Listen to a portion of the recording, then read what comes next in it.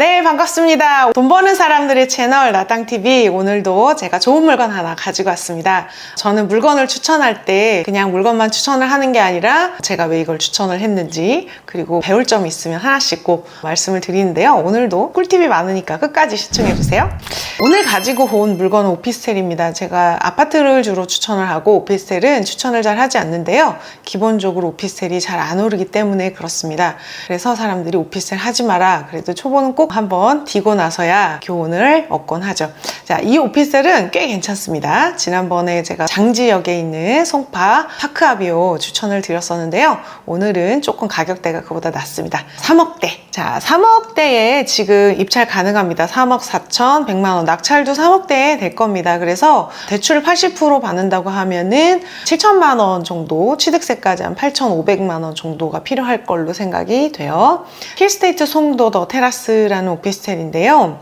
자, 지금 보시면은 이게 신축입니다. 신축이고 송도예요. 생각해보면 송도가 평당가가 조금 높은 지역이기 때문에 오피스텔 중에서도 또 아파텔은 괜찮습니다.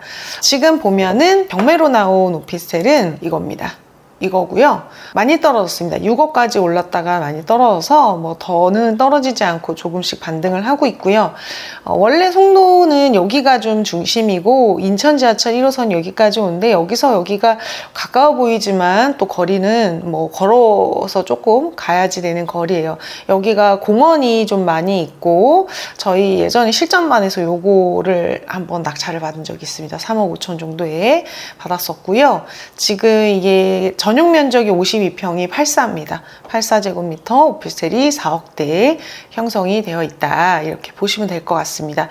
오피스텔이 거래가 잘 안 되는데 이 오피스텔은 대단지고 거래가 잘 되고 있습니다. 7월 달에만 해도 실거래가 이렇게 많이 찍혔으니까 이 정도면 천천히 원하면 팔리는 오피스텔이다. 이렇게 생각하시면 될 것 같아요. 지금 매매가 호가는 호갱노노는 실거래 위주로 되어 있고 네이버는 호가도 반영을 하기 때문에 호갱노노와 네이버 사이에 평균 가격이 시세가 차이가 있습니다.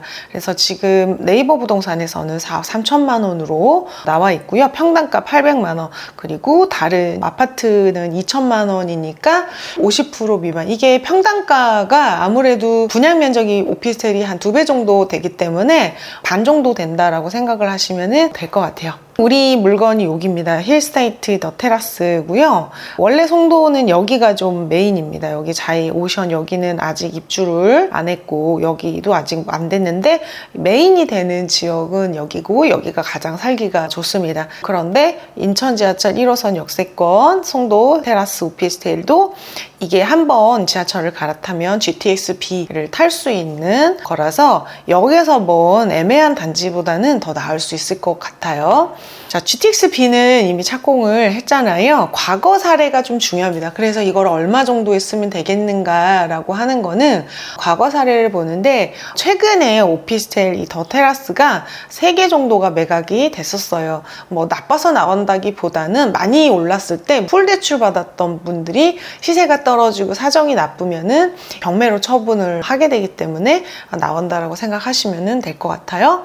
이게 지금 3억 5천, 3억 7천, 3억 4천 5백, 그래서 3억대 중후반에 낙찰이 가능한 물건인데 힐스테이트 송도 더 테라스는요, 이 송도가 그렇지만은 뷰 영향을 많이 받습니다. 송도는 공원이 있고 단지 뷰가 있고 오션 뷰가 있잖아요. 그래서 이 뷰의 가격이 반영이 되기 때문에 내 호수가 몇 층인지랑 어디를 바라보고 있는지, 뭐 남향이냐 동향이냐 북향이냐도 중요하지만 또 오션뷰면은 약간 서향이 되거든요. 뷰가 어디냐에 따라서 영향이 있기 때문에 정남향만 고집을 하는 거는 이런 데서는 조금 의미가 없습니다.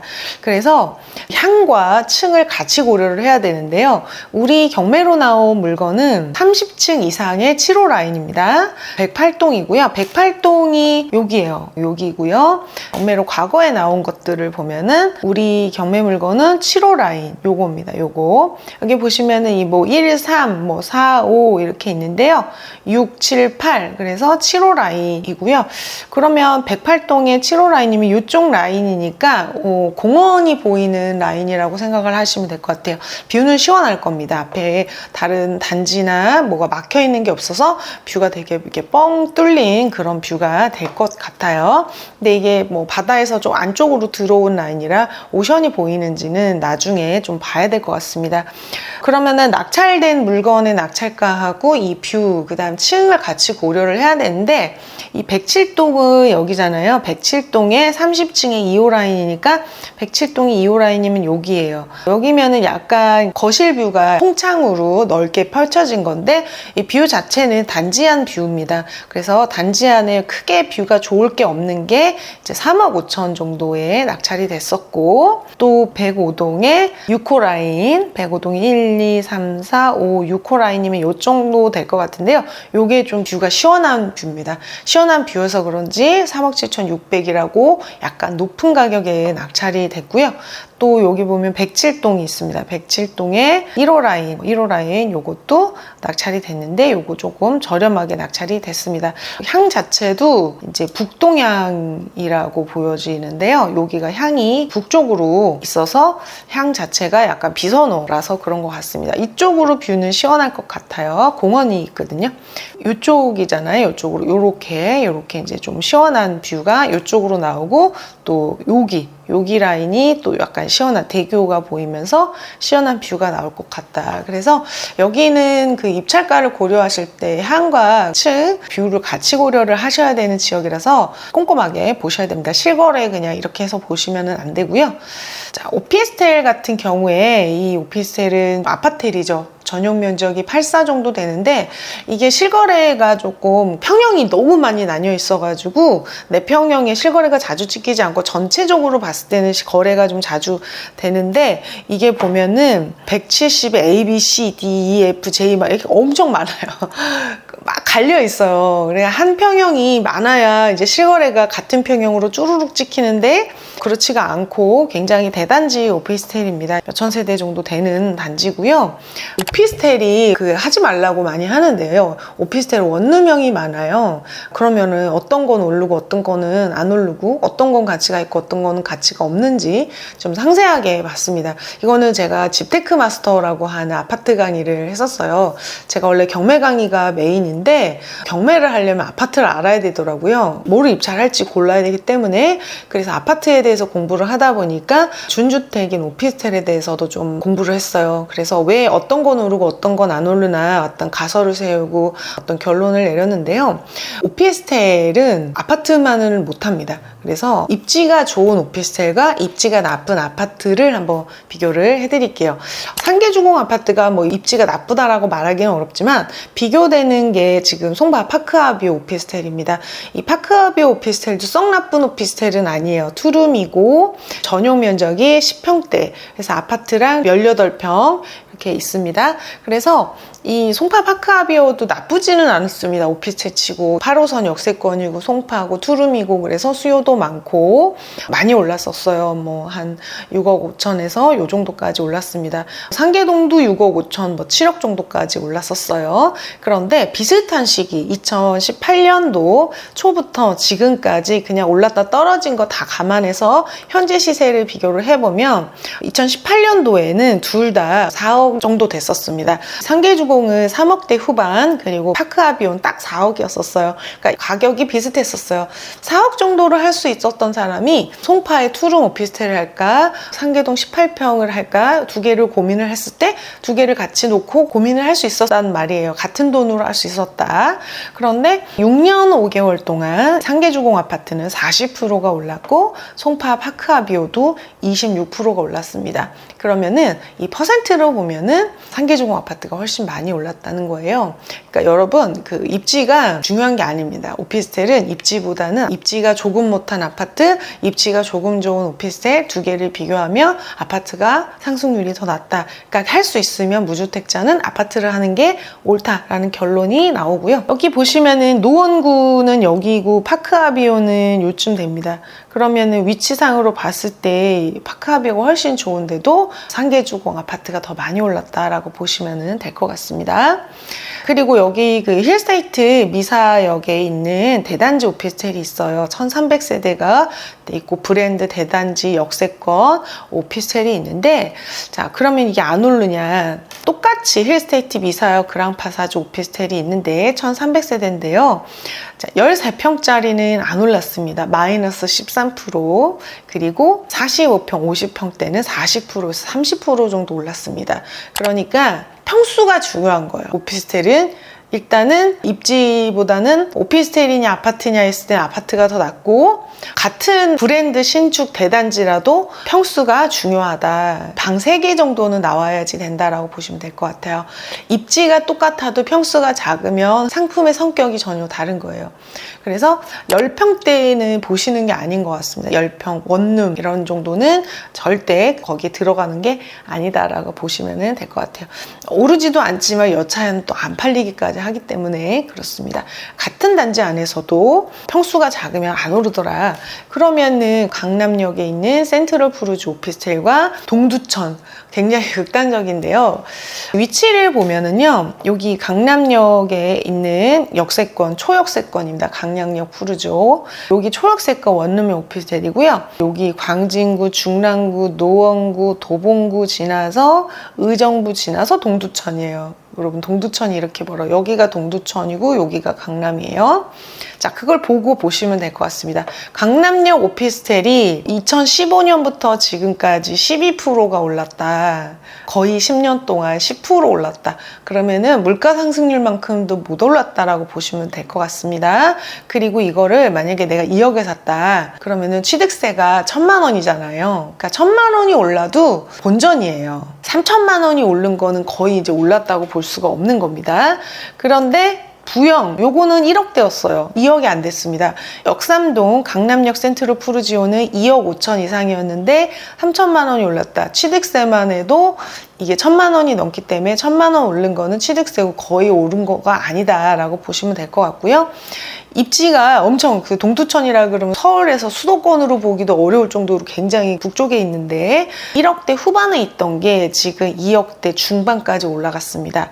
이건 동두천이지만 국평이라서 그래요. 그러니까 여러분, 오피스텔은 명심하세요. 원룸형 오피스텔이 입지고 모이고 다 필요가 없습니다. 동두천 국평이 강남보다 낫다라고 보시면 될 것 같아요. 요즘에 유행하는 말이 있어요. 부역신대평이라고 있습니다.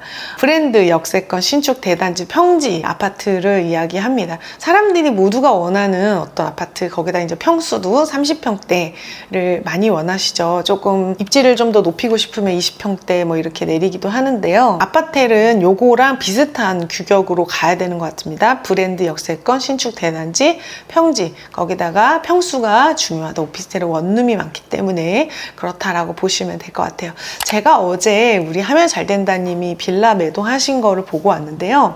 하면 잘 된다님은 빌라를 낙찰을 받아서 매도를 잘 하고 계시는 분입니다. 작년에 강서구에 빌라를 낙찰을 받아서 매도하시고, 어제는 부천에 있는 빌라를 낙찰을 받아서 매도까지 했다라고 했는데요.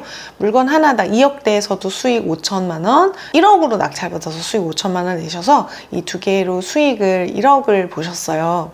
이게 세후입니다. 세후. 그래서 제가 생각해보면은 빌라도 마찬가지인 것 같아요. 여기 지금 힐스테이트 그랑파사주 10평대도 안 오르는데 빌라 9평짜리가 오르기를 바라면 안 될 것 같습니다. 잘 팔리지도 않고 그래요. 그래서 빌라든 오피스텔이든 평수가 일단 15평, 뭐 방 2개 이상 3개 정도 나오시면은 투자 가치가 있을 수 있다. 그리고 빌라는 아울러 아파트나 오피스텔보다 더 까다로우니까 상태가 더 좋아야지 된다라고 보시면 될 것 같습니다. 가격이 싸니까요. 부역 신대평 요 정도 모르면은 불이익 지급을 받으니까 요 정도는 외워두시면 좀 좋을 것 같고요. 나만 알고 싶은 낙찰 시크릿이라고 제가 9월 3일에 서울 교대역 인근의 행꿈사 아카데미에서 특강을 합니다. 종잣돈별 제가 입찰했었던 어떤 지역들, 낙찰받아서 매도까지 한 지역들, 내 돈으로 어느 정도까지 갈 수 있을까, 이 돈으로 수익 얼마 정도를 목표로 하면 좋을까라는 어떤 가이드를 좀 드리려고 하고요.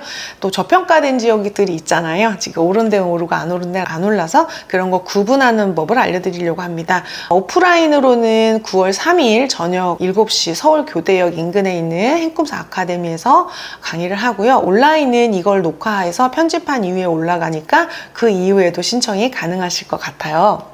이게 실전반에서 낙찰받아서 수익을 많이 냈거나 수익이 많이 예상되는 지역들, 연두색은 보유를 하고 있는 것들이요. 뭐 본인이 2년 보유를 하겠다고 해서 한 것도 있고 명도 중이라서 보유한 것도 있습니다.